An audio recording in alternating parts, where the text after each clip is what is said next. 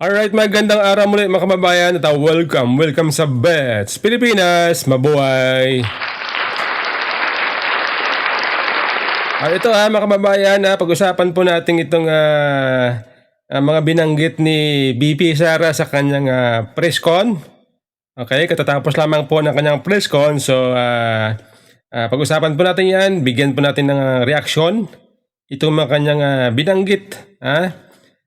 Bagamat dito sa kanyang mga sinabi, kanyang sagot sa mga tanong ng media ay may mga ngilan-ngilan na tanong ng media na hindi po niya sinagot, iniwasan niya sagutin. Siyempre, alam natin yan.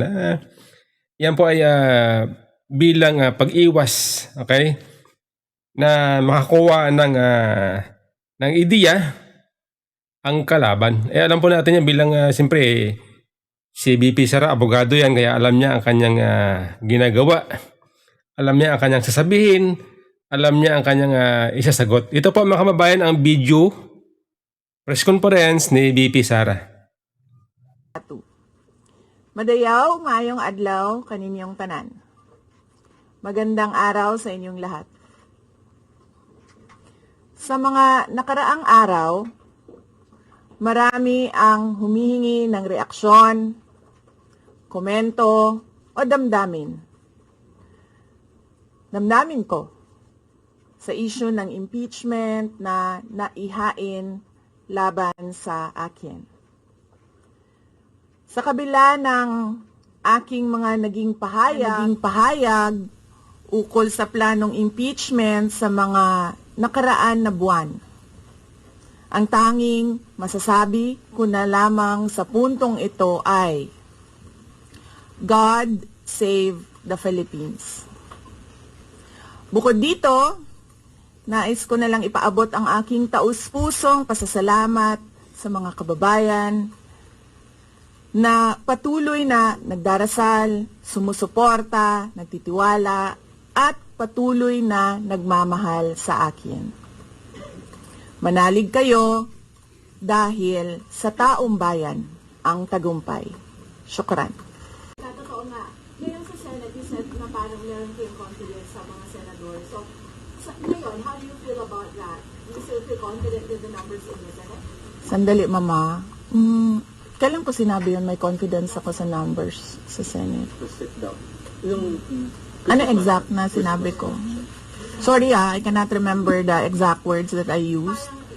Parang nag-confident kayo with regards sa Senate, sa mga friends and allies. Unlikely ako magsasabi ng ganyan ba? Pero I will answer that next time. Happy Valley. Basing on the palakpak ng mga kasamahan ko sa Office of the Vice President, okay naman sila.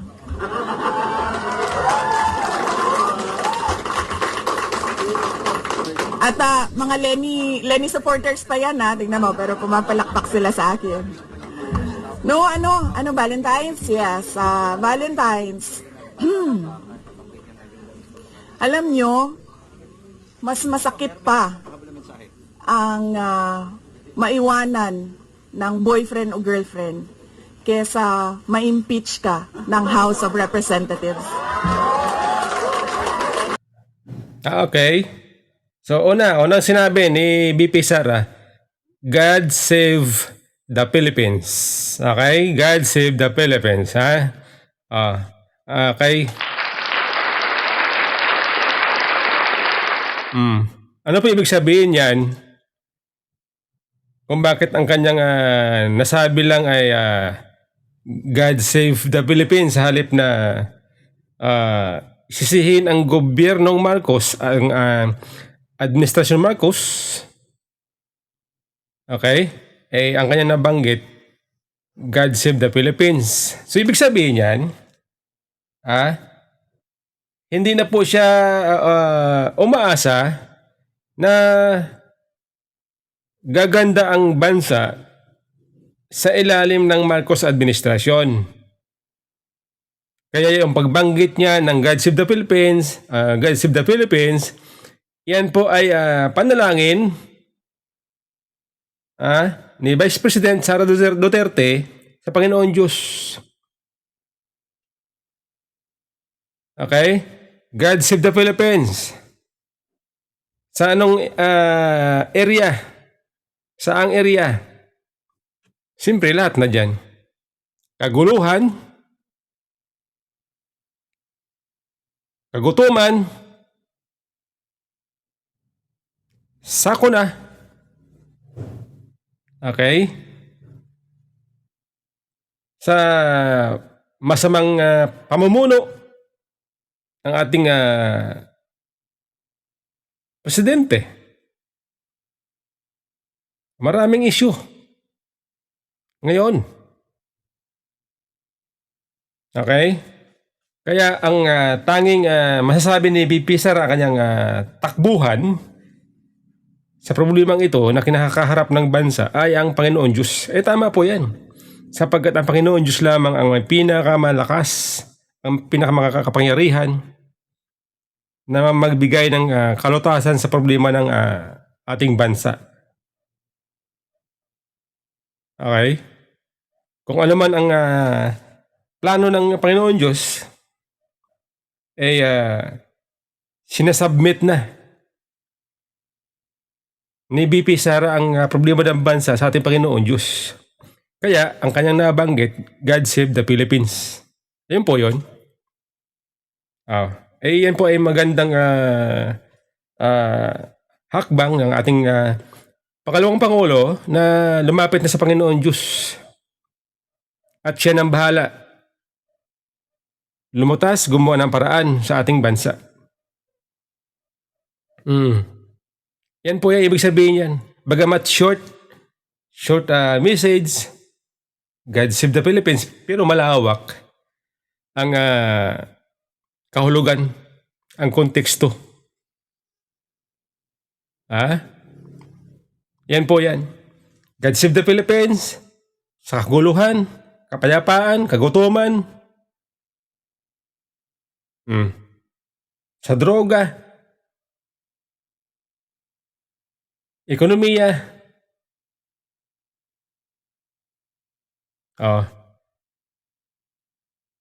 Ganun po yan. Iligtas sana ng Panginoon Diyos ang ating bansa sa lahat ng problema. Yan po yan, ibig sabihin ni VP Sara dyan. Yan po ang konteksto. Ay dyan po sa kanyang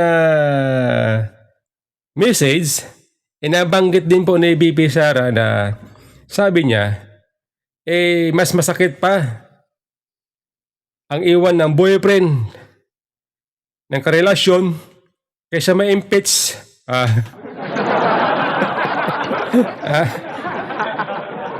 Mas masakit pa ang iwan ng boyfriend ng karelasyon kaysa ma-impeach. Ano ibig sabihin? Ibig sabihin yan, si VP Sara po hindi kapit tuko sa kapangyarihan. Kaya nga, noong mga nakaraang press conference niya, sabi niya, wala naman siyang planong tumakbong vice president eh. Ang gusto niya lang mayor sa Davao. Kaya lang siya napilitan kasi nga, siya po ay ginambala ng magkapatid na Marcos.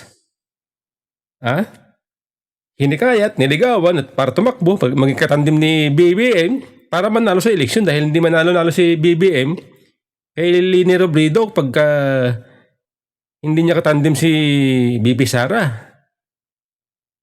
Ang usapan nga daw nila, ang gusto nga daw ni Tatay Digong, si VP Sara, dapat tumakbong presidente, kaya lang si VP Sara nag-giveaway para kay Bongbong Marcos. Kaya siya ay naging vice president na lamang kanyang tinakbuhan dahil sa pangako ni BBM na itutuloy ang mga proyekto ni dating Pangulong Duterte. Kaya napapayag si VP Sara. Yun po yun. Yan po ibig sabihin yan. Hindi mahalaga sa kanya na siya yung ma-impeach. Yan po ibig sabihin yan. Baliwala sa kanya na siya yung ma-impeach. Okay? Kung po pwede nga lang mag-resign niya, mag-resign eh. Kaya lang, siyempre, pag ginawa na yon, para na rin niyang binitawan, sinurrender ang kanyang responsibilidad sa mga botante 32 million na bumoto sa kanya. Kaya hindi niyang kayang gawin ang magkusa na lang mag-resign. Kasi may ito pala mga kababayan, may mga nagtatanong kasi, pwede raw ba mag-resign si BP Sara para pag dating ng 2028 election, pwede siya tumakbo kaysa may impeach siya. Okay? Pwede naman yon. Kaya lang, pag ginawa yan ni BP Sara, parang sinabi na rin niya na guilty siya. Okay? Bagamat sa election o sa impeachment, numbers game. Numbers game. Kahit na wala kang nilabag na batas, pagka pinagkaisahan ka dahil politika yan, numbers game, i-convict ka nila. Okay? Pero si BP Sara, wala po yung, sa akin palagay, wala po sa kanyang isipan ang mag-resign. Kasi nga, gusto niyang ipaglaban ang 32 million voters na bumoto sa kanya. Yun po yun. Pero kung siya po i-impeach, ang mananagot sa 32 million, itong mga nagpa-impeach sa kanya. Ito nag-i-impeach sa kanya. Hindi siya. Yan po yun. Yan po yung konteksto niyan, mga kababayan. Ito pa. Ito lang po mga mahalagang ipaliwanag ko. Kasi diyan, itong merong nagtanong sa kanya na media, patungkol sa numbers niya sa Senado. Ibig sabihin yung kung sakali magbutuhan sa Senado para siya makonvict, ang mga senador na boboto pabor sa kanya mas marami. Yan po ang tinatanong dyan ng media. Pero sabi ni BP Sara, tika, parang wala yata siyang sinabing ganun. Na binanggit niya yung numero sa Senado kung impeachment ang pag-uusapan. Ang natandaan ko dati, sabi ni BP Sara, tinanong siya patungkol sa kung meron bang mga senador ang papabor sa kanyang budget. Kasi di ba sa Kamara, ginurgulyo kanyang budget, pinawasan. So ngayon sa Senate, aatin siya ng budget hearing doon. Tinanong siya ng media. Ito po natandaan ko ito. Hindi ko lang mahanap yung video kanina, hinahanap ko para sana mas may basihan tayo.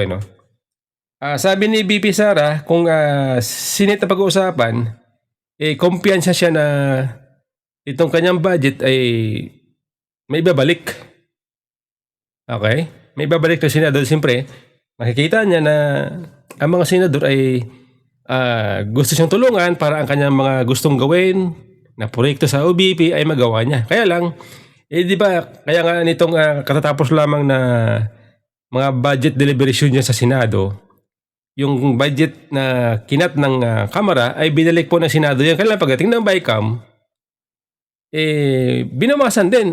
Actually, tama po yung sinabi ni BP Sara noon. Kumpiyansa siya doon sa Senado na ang kanyang pondo ay babalik ng Senado. Pero pagdating ng BICAM, sabi niya, hindi siya sigurado sapagkat sabi nga niya, 2 tao lang kasi ang nagdedesisyon dyan tama nga siya. Yun po yung kanyang tinutukoy noon. Hindi po yung numbers para sa impeachment. Ito naman yung media, hambira, kaya nga, mabuti lang si BP Sara po ay nandun yung kanyang presence of mind na alam niya na wala sa binabanggit na gano'n. Kaya sabi niya, parang hindi ko natandaan na sinabi ko yan, sabi ng gano'n. Next time sabi niya, yun po tamang pagsagot.